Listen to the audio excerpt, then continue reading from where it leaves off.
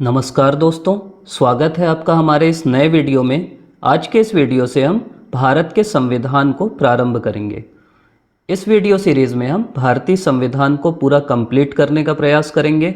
ये हमारी rapid revision series होगी, जिसमें हम मुख्य मुख्य बिंदुओं को टच करने का प्रयास करेंगे जो आपकी परीक्षा की दृष्टि से महत्वपूर्ण है।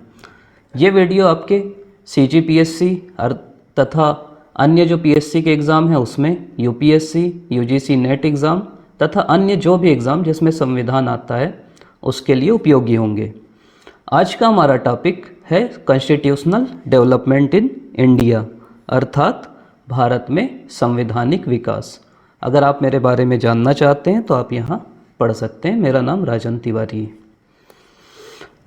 अगर हम कहानी समझें, मतलब आपको मैं भारत में जो संवैधानिक विकास हुआ, साथ साथ चलिएगा मेरे, मैं आपको कहानी के थ्रू समझाने की कोशिश करूंगा, जिससे आप, क्योंकि दिक्कत ये होती है ना कि हर एक टॉप रटेंगे कि इसमें ये हुआ उसमें वो हुआ, तो कन्फ्यूज़न होती है। तो साथ साथ चलिएगा। आपको पता होगा कि सबसे पहले 1498 में वास्को डी गामा भारत आता है। वो एक पुर्तगाली रहता है। उनका उद्देश्य क्या होता है? भारत में व्यापार करना। मतलब वो क्या करते हैं? भारत आते हैं, भारत में व्यापार करते हैं, मतलब भारत से सामान लेके अपने देश में जाते हैं।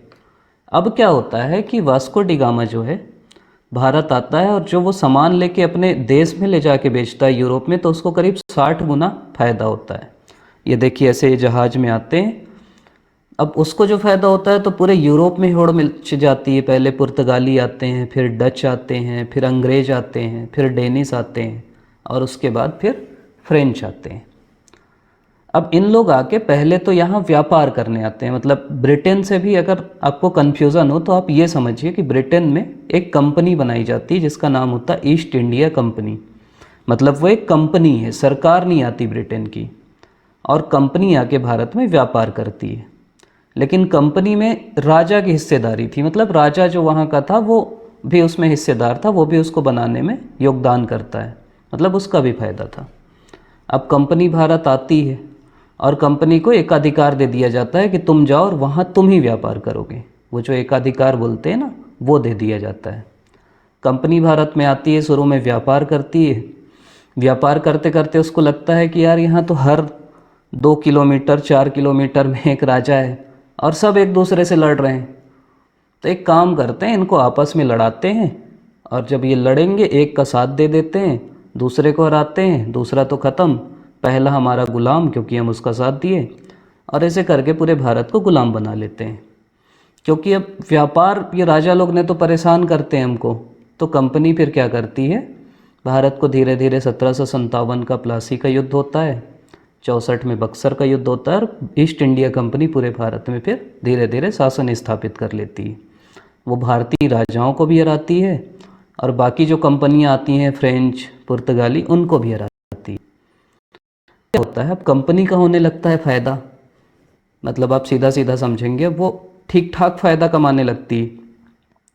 अब राजा को लगता है यार, जैसे एक उनका गवर्नर जनरल था, गवर्नर था लॉर्ड क्लाइव, वो ना करीब 10-12 जहाज़ भर के ले जाता है सोना।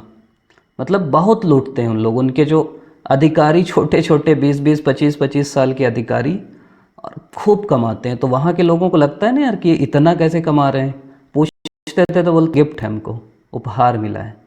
तो उनको लगता है यार मतलब हम ही मिले हैं बनाने के लिए। तो राजा के ऊपर एक दबाव आने लगता है कि यार इसको कंट्रोल करो, ये कैसे, कितना, मतलब कितना लूटेगी, और अकेले क्यों लूटेगी, मतलब इनके ऊपर कुछ तो रहे ना जो कंट्रोल करे। और दूसरा क्या है कि अलग अलग सेंटर हो जाते हैं। अगर आप भारत का नक्शा देखेंगे तो कंपनी जो है अब यहाँ मद्रास में भी शासन करेगी, बम्बई में भी करेगी, कलकत्ता में भी करेगी। तो कैसे करें, अब राजा को सबसे हिस्सा चाहिए। राजा का फ़ायदा हो रहा है, ऐसा नहीं है कि राजा का नहीं हो रहा है। अब राजा को सबसे हिस्सा चाहिए, तो अब सबसे अलग अलग कैसे मांगे। तो राजा को लगता है यार एक ना यहाँ बना देता हूँ मेन आदमी, वो सबसे वसूलेगा और मेरे को ला के देगा। दूसरा, कुछ तो कंट्रोल करता हूँ यार, सही बात है, बहुत अति कर रहे हैं। तो इसके लिए फिर जो पहला एक्ट आता है रेगुलेट करने के लिए उनको, मतलब कंट्रोल करने के लिए, वो कहलाता है रेगुलेटिंग एक्ट 1773। मतलब ब्रिटिश संसद बोलती राजा को कि भैया कुछ तो कंट्रोल करने दो। ऐसा थोड़ी है कि बिल्कुल कितना भी लूटेगा कोई, और सब भ्रष्टाचार का आरोप लगता है वहाँ भारत से जो लूट लूट के जाते हैं, बहुत लूटते हैं मतलब। तब रेगुलेटिंग एक्ट होता है और ये कंपनी के प्रशासन पर ब्रिटेन की संसद के नियंत्रण का प्रारंभ है। मतलब संसद बोलती है कि हमको भी हिस्सा दो, मतलब नियंत्रण करेंगे तो हमको भी मिलेगा। दूसरा वही मैं बोला कि कितना आप कलकत्ता से अलग बोलेंगे, बम्बई से अलग, मद्रास से अलग। तो बोले कि कलकत्ता को हम बना देते हैं हेड ऑफिस, कलकत्ता वाला सबसे कलेक्ट करके हमको देगा सीधा सीधा। दूसरा वो बोले में एक गवर्नर जनरल जो हमारा अधिकारी होगा, जो कलेक्ट करेगा पैसा, तो एक गवर्नर जनरल बना देते हैं। पहला गवर्नर जनरल आपका बनता है इस समय होता है वारेन हेस्टिंग्स, तो उसको बना देते हैं। और उसके साथ बोले कि एक 4 सदस्य रहेंगे। गवर्नर ठीक ठाक पैसा पहुंचाएगा नहीं पहुंचाएगा दिक्कत होगी, तो 4 सदस्य की परिषद रहेगी। इसके अलावा वो बोलते हैं कि कलकत्ता में एक सुप्रीम कोर्ट बना देते हैं। कोर्ट क्यों बनेगा कि जो लूट खसोट होगी तो दिक्कत होती है ना, कि भाई किसका पैसा ज़्यादा है किसका कम है, तो सुप्रीम कोर्ट बना देंगे। इसके अध्यक्ष वो बना देते हैं न्यायाधीश, पहले होते हैं सर एलिजा इम्पे करके। इसके अलावा वही मैं बोला ना कि सब लूट लूट के ले जाते थे, बोलते थे हम तो खुद निजी व्यापार, कंपनी का नहीं था, हमको तो उपहार मिल गया। तो निजी व्यापार, उपहार, रिश्वत, इसमें रोक लगा देते हैं। अब कोई बोल नहीं सकता कि निजी व्यापार है। इसके अलावा जो भी तुम व्यापार करोगे, पहले क्या व्यापार करते थे बताते नहीं थे, कमा लेते थे। तब क्राउन बोला, राजा बोला कि जो भी व्यापार करोगे बेटा हमको बताओगे। और एक कंपनी को कंट्रोल करने के लिए ना कोर्ट ऑफ डायरेक्टर रहता था, मतलब जो आप सुनते होगे ना गवर्नमेंट है, तो वही कोर्ट ऑफ डायरेक्टर था, सीओडी बोलते हैं। तो उस वो भी कंपनी के ऊपर जो अधिकारी थे उनके ऊपर नियंत्रण वो बढ़ाया। बोला कि भाई मतलब पूरा हिस्सा वही है ना लूटने का, हम भी लूटेंगे वाला। तो ये बोला कि तुम भारत जाके क्यों लूटोगे, हम और नियंत्रण करेंगे। तो ये है पहला आपका रेगुलेटिंग एक्ट। अगला एक्ट आता है जिसको बोलते हैं पिट्स इंडिया एक्ट। पिट्स इसलिए बोलते हैं कि प्रधानमंत्री उस समय पिट्स नाम के रहते हैं, पिट रहते हैं उनका नाम, तो पिट क्या। इसमें क्या हुआ कि फिर लगा संसद को ये लगा कि यार कोर्ट ऑफ डायरेक्टर तो इनके लोग हैं, हमारे भी लोग होना चाहिए ना। तो वो बना एक बोर्ड ऑफ कंट्रोल और बोले कि तुम देखो व्यापारिक मामला, हम देखेंगे राजनीतिक मामला, किसको कितना शासन करना है, किसको गुलाम बनाना है। क्योंकि अब ब्रिटेन का एक आ गया था ना कि भारत को गुलाम भी बना लेते हैं लगे हाथ, तो वो बोर्ड ऑफ कंट्रोल बना लेते हैं। इसी को बोलते हैं द्वैध शासन। द्वैध मतलब दो, एक कोर्ट ऑफ डायरेक्टर जो व्यापारिक देखेगा और दूसरा बोर्ड ऑफ कंट्रोल जो राजनीतिक देखेगा। इसके अलावा अब ये इनकी इच्छा बढ़ रही। अब अभी तक वो क्षेत्र था, अगर आप रियली देखोगे तो वो कंपनी का क्षेत्र है ना। जैसे आपकी एक कंपनी है, मान लो टाटा है, टाटा किसी देश में गई, वहाँ थोड़ा मोड़ा जीत ली तो टाटा का है ना, भारत का थोड़ी है। तो वैसे वो ईस्ट इंडिया कंपनी का था।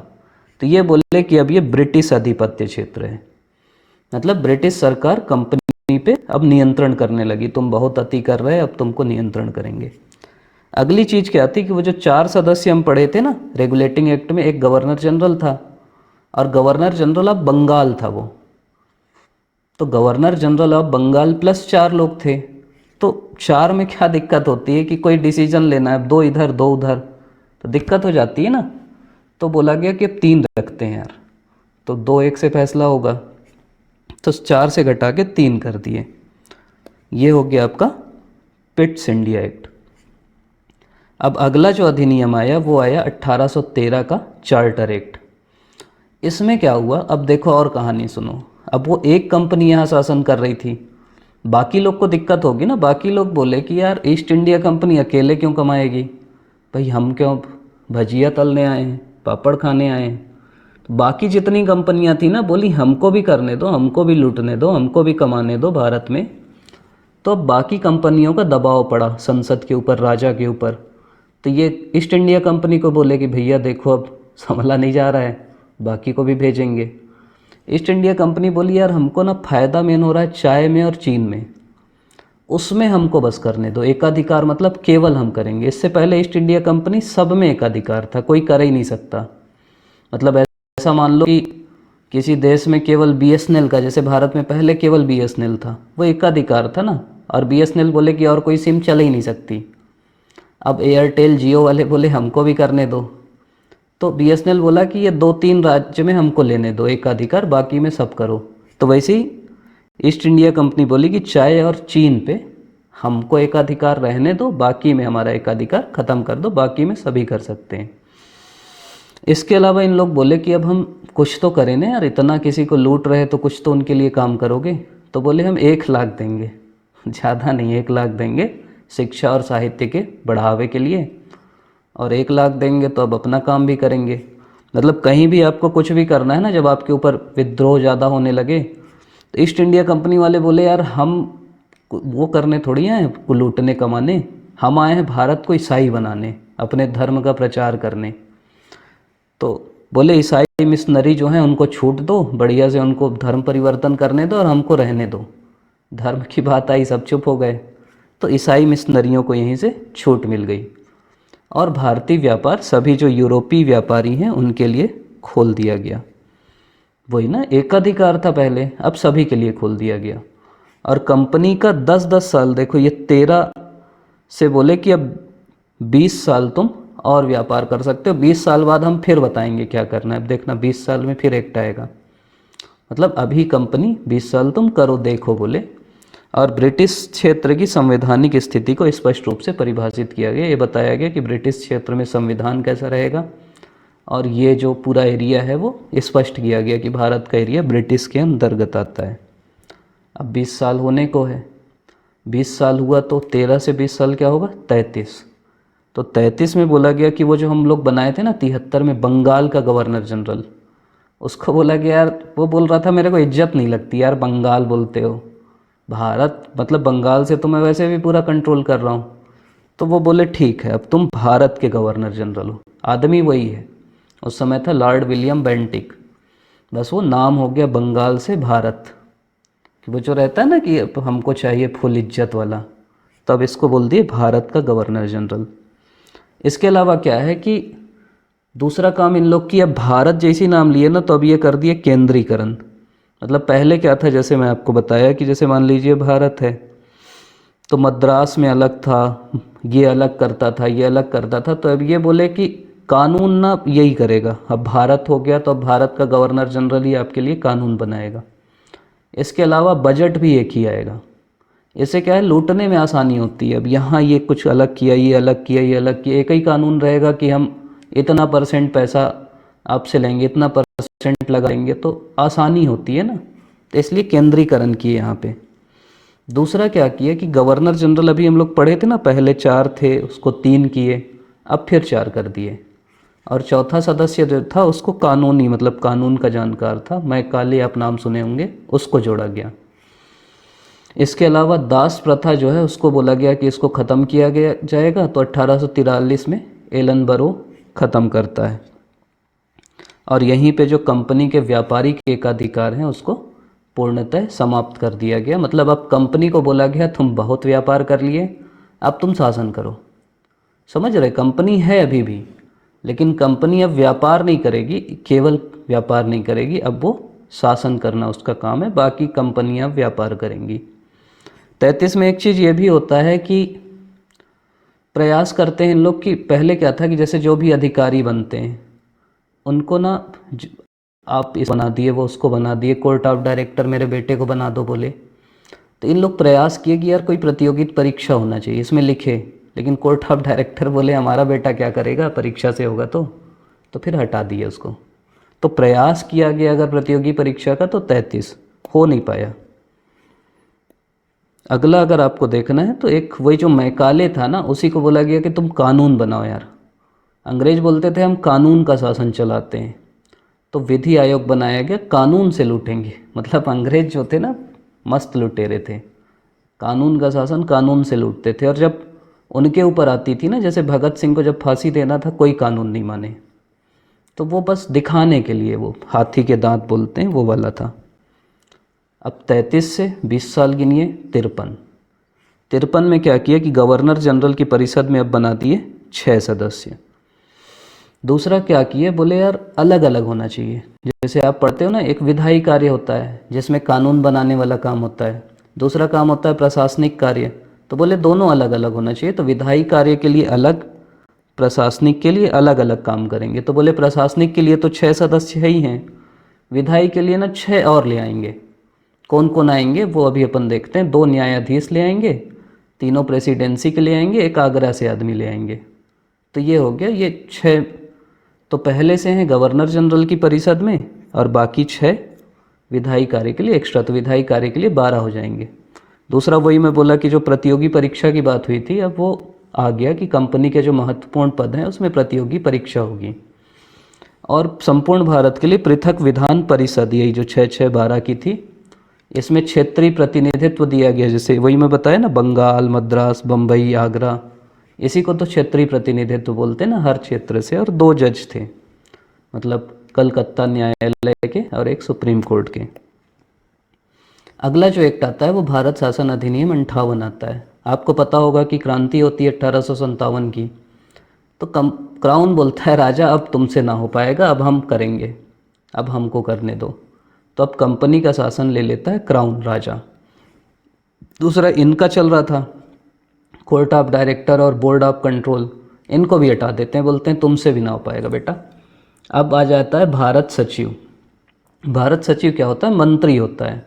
जैसे आपके अलग अलग मंत्री होते हैं ना, रक्षा, विदेश, वैसे ये भारत मंत्री है, भारत सचिव। इसकी सहायता के लिए 15 लोग को और दे देते हैं। उन 15 लोगों में कम से कम 50% लोग 10 साल भारत में रहे हों, ऐसा माना जाता है। और वेतन तो ये भारत से ही लेंगे, मतलब अंग्रेज खुद देंगे क्या आपको लगता है?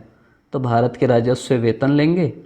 और क्योंकि मंत्री है वो, तो किसके प्रति उत्तरदायी होगा? ये तो बेसिक आपको पता है, मंत्री जो है संसद के प्रति संसद मतलब ब्रिटेन की संसद के प्रति उत्तरदायी होगा।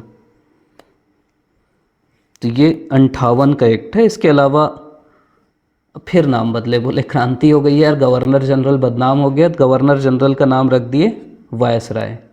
और यहीं से आपको पकड़ना है, अंतिम गवर्नर जनरल ये जो 58 में जो कैनिंग था वही वायसराय बन गया, पहला वायसराय कैनिंग था।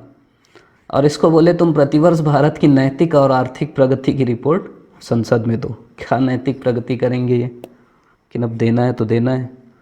अब अगला एक्ट आया जिसको बोलते हैं भारत शासन अधिनियम 1861।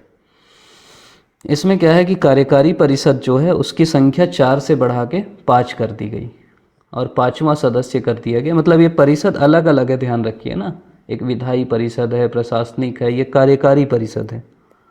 4 से 5 की गई, 5वां फिर विधिवेत्ता है। इसके अलावा विभागीय प्रणाली जिसको पोर्टफोलियो सिस्टम बोलते हैं उसकी शुरुआत की गई कि ये विभाग जो होता है ना अलग अलग, वो किया गया। तीसरा काम जो अपन उस समय पढ़े थे ना 33 के अधिनियम में, इन लोग क्या बोले थे कि सब हम करेंगे। बंगाल वाले बम्बई मद्रास से सब छीन लिए थे। अब देखे क्रांति हो गई यार एक जगह करने से, तो फिर बम्बई और मद्रास को विधि निर्माण संशोधन का अधिकार फिर से दे दिए। इसके अलावा अध्यादेश की शक्ति भी इसमें लाई गई। वायसराय की जो विधान परिषद थी उसमें अब क्या बोला गया कि न्यूनतम 6 और अधिकतम 12 सदस्य हम मनोनीत कर सकते हैं। मतलब पहले जो 6 था ना वो 6 से 12 के बीच हो गया। और इसके अलावा क्या है कि ये बोला गया जितने भी आप रखो 6 से 12 के बीच, अगर आप 10 सदस्य रखते हो तो उसमें से आधे गैर सरकारी होंगे। एक तो सरकारी होते हैं, ये क्या करते थे ना चालाकी, अपने ही लोगों को रख लेते थे। तुम अच्छा तुम यहाँ के ये हो आ जाओ, तुम वहाँ के वो हो आ जाओ, मतलब सरकारी आदमी को ही।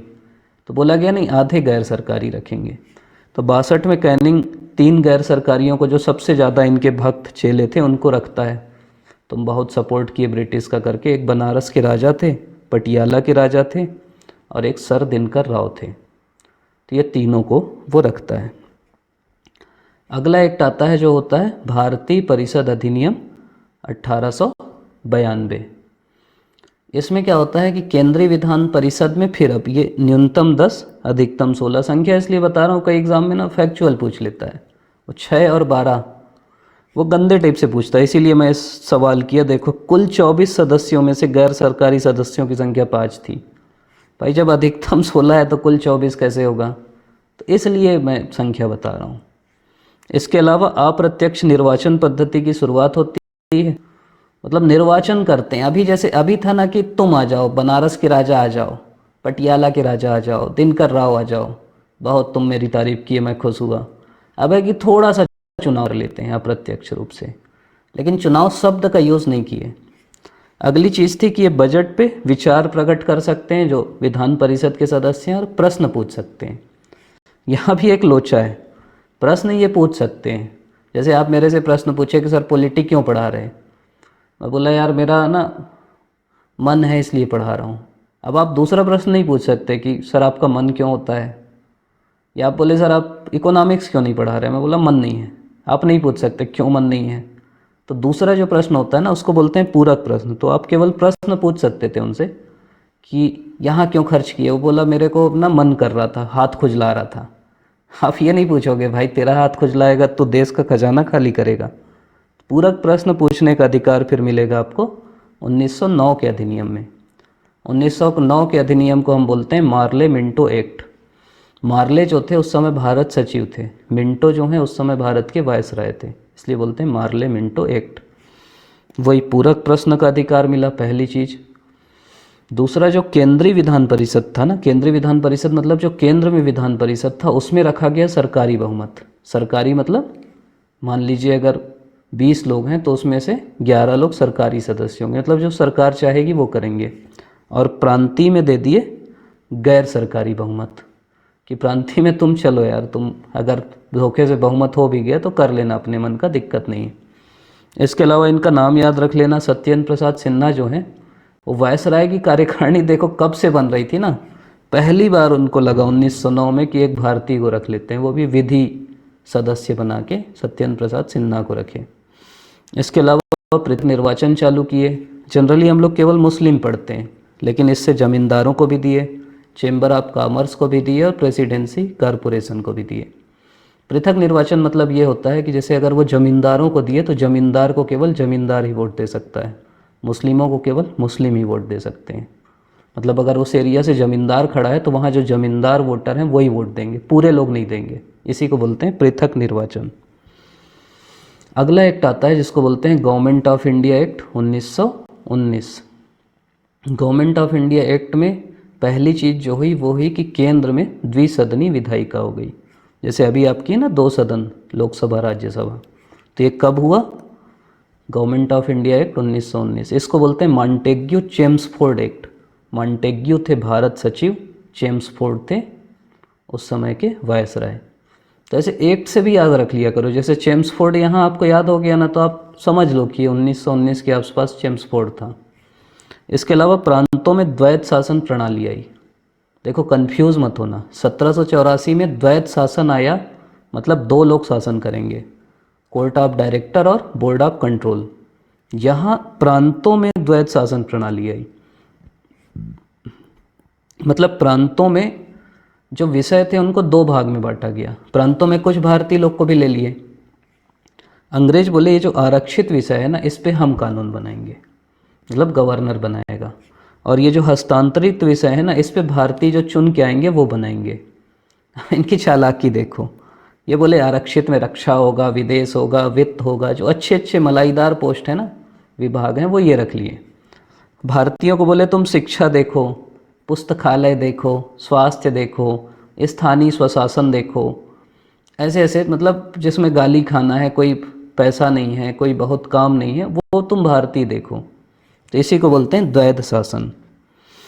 इसके अलावा जो केंद्रीय बजट है उसको राज्य बजट से अलग किया गया, मतलब राज्य का बजट अलग, केंद्र का अलग। सांप्रदायिक आधार पर जो पृथक निर्वाचन है उसको और ज़्यादा विस्तार दिया गया। मुस्लिम को दिए तो अब सिख, ईसाई, एंग्लो इंडियन ये भी बोले हमको भी चाहिए तो उनको भी दे दिए। और पहली बार महिलाओं को मताधिकार जो है 1919 में दिया गया। सोच लो, महिला हो अगर आप तो 1919 में आपको माना जा रहा है कि आप भी इंसान हो। एक कहानी आपको पता है, कनाडा में एक बार एक केस आया और उसमें ये पूछा गया कि वहाँ की सुप्रीम कोर्ट में गया केस कि महिलाएं इंसान होती हैं कि नहीं। सुप्रीम कोर्ट खूब सुना केस और आखिरी में बोला कि महिलाएं इंसान नहीं होती। मतलब ये स्थिति थी महिलाओं की। खूब विरोध हुआ तो फैसला पलटा। तो उस हिसाब से हम ठीक हैं, हम तो 47 में सबको मताधिकार दे दिए। कनाडा, अमेरिका जो बोलते हैं ना हम बहुत महिला अधिकार वाले हैं, ये स्थिति थी उनके यहाँ 1900 के दशक में। अगला जो एक्ट आता है उसको बोलते हैं भारत शासन अधिनियम 1935। इसमें क्या है, ये बोला गया कि आपको अगर बेसिक पता हो कि जैसे छत्तीसगढ़ है ना, छत्तीसगढ़ में कुछ एरिया थे जो ब्रिटिश शासन के अंतर्गत थे, बिलासपुर, रायपुर, दुर्ग, आप समझ जाओगे। जैसे ही आप इतिहास पढ़ोगे ना आधुनिक, तो पूरे विद्रोह यही होंगे, बिलासपुर, रायपुर, दुर्ग, राजनांदगांव, बाकी जगह नहीं होंगे अंग्रेज़ों के खिलाफ, इसलिए क्योंकि यही अंग्रेज़ों का शासन था। बाकी तो रियासत थी, बस्तर की अलग, सरगुजा में अलग, सारंगढ़ अलग, रायगढ़ अलग, ऐसे अलग अलग रियासत थी। तो दो था, एक ब्रिटिश भारतीय प्रांत था और एक देसी रियासत थी। तो 35 के अधिनियम में कहा गया कि दोनों को जोड़ के अखिल भारतीय संघ बनाते हैं। इसके अलावा केंद्र में द्वैत शासन जो राज्यों में लाए थे, अब वो केंद्र में ले आए और राज्यों को बोले कि अब तुमको स्वायत्तता दे देते हैं। स्वायत्तता मतलब अब राज्य में ऐसा दो विषय नहीं रहेगा, हस्तांतरित और आरक्षित। अब पूरे विषय राज्य की मंत्रिमंडल के पास हो जाएंगे। तो इससे फिर राज्यों को थोड़ा पावर मिला। 35 के अधिनियम के आधार पे जो सरकार बनती है ना, वो अच्छे अच्छे काम की, क्योंकि उनके पास राज्यों में पावर था, तो ठीक ठाक काम करते हैं इन लोग, क्योंकि प्रांत में स्वायत्तता आ जाती है। इसके अलावा इसी आधार पे 37 में हम संघीय न्यायालय बनाते हैं। संघीय न्यायालय, म्यांमार जो भारत का एक पहले भाग था, बर्मा जो बोलते हैं, उसको भारत से अलग किया गया। यहीं आपको याद होगा बहादुर शाह जफर को ले जाके रखते हैं रंगून की जेल में। इसके अलावा आरबीआई की भी स्थापना की गई, रिजर्व बैंक ऑफ इंडिया की। दलितों को, मजदूरों को और महिलाओं के लिए भी अलग निर्वाचन की बात की गई 1935 के अधिनियम में। और ये मज़ेदार बात है, इसमें किया गया मताधिकार का विस्तार। आपको लगेगा यार विस्तार मतलब सबको मिल गया होगा, तो मताधिकार का विस्तार करने के बाद भी ना 10% लोगों को मताधिकार था। मताधिकार मतलब समझ रहे, जैसे आपको मताधिकार है, आप हो सकता है आप वोट ना डालो, लेकिन आपको है ना अधिकार कि आप वोट डाल सकते हो, आपके पास वोटर आईडी है, आपका नाम है। उस समय 10% लोग ही वोट डाल सकते थे, बाकी 90% लोग वोट डाल ही नहीं सकते थे, उनका वोटर आईडी ही नहीं था। तो टोटल मताधिकार 10% लोगों को ही था। इसके अलावा 1919 में केंद्र में द्विसदनी विधायिका बनी, 1935 में राज्यों में बनी। उस समय 11 प्रांत थे, उसमें से 6 में बनी, पूरे में भी नहीं बनी। इसलिए मैं लिख दिया हूँ, कभी कभी बोल देता है सभी प्रांतों में द्विसदनी विधायिका बनी, तो सभी में नहीं बनी, 6 में बनी। एक तो UP, United Province, Assam, Bengal, Bihar, Bombay और मद्रास, इन 6 प्रांतों में द्विसदनी विधायिका बनती। तो ये पता रहना चाहिए। दो चीज़ मतलब जो बेसिक कंफ्यूज हो गया, 1919 का जो अधिनियम है उससे प्रांतों में द्वैत शासन आता है और 35 में केंद्र में द्वैत शासन आता है। 1919 के अधिनियम से केंद्र में द्विसदनी विधायिका बनती है और 35 में राज्य में बनती है। मतलब ये ध्यान रखना, पहले यहाँ फिर वहाँ, पहले यहाँ फिर वहाँ, तो ये आपको पता रहना चाहिए। आपने अभी तक वीडियो देखा, इसके लिए आपका बहुत बहुत धन्यवाद। चैनल को लाइक करिए, शेयर करिए, सब्सक्राइब करिए, दोस्तों को भी बताइए, और ये सीरीज़ हम जारी रखेंगे। इसका उद्देश्य यही है कि आपका जो एग्ज़ाम है उसके मैक्सिमम सवाल आपसे बने, कम समय में आप ये पढ़ पाएँ, क्योंकि ये जो एक्ट है एक एक मैं पढ़ाता, कहानी सुनाता बहुत टाइम लगता, लेकिन क्योंकि समय की कमी है आपके पास भी, तो कम समय में ज़्यादा से ज़्यादा चीज़ हम कर पाएँ, इसलिए ये सीरीज़ चालू किए हैं। कैसी लगी कमेंट में ज़रूर लिखिएगा, और जो आपकी भी मांग है वो बताइएगा कि हम लोग और क्या कर सकते हैं और क्या सुधार सकते हैं। सवाल मैं आखिरी में, एक बार आप पढ़ लोगे ना, उसके बाद इससे संबंधित सवाल कराऊंगा तो फिर और अच्छा लगेगा। सीधा सवाल कराओ ना तो फिर लगता है कि पढ़े नहीं हो तो क्या होगा। अब इससे रिलेटेड आप कोई भी सवाल करके देखो, आपसे बनेगा। मतलब ये बेसिक फैक्ट है, 100 में से 90 क्या 98 सवाल बनेंगे यहीं से, बाकी 2 तो बनाना भी नहीं है।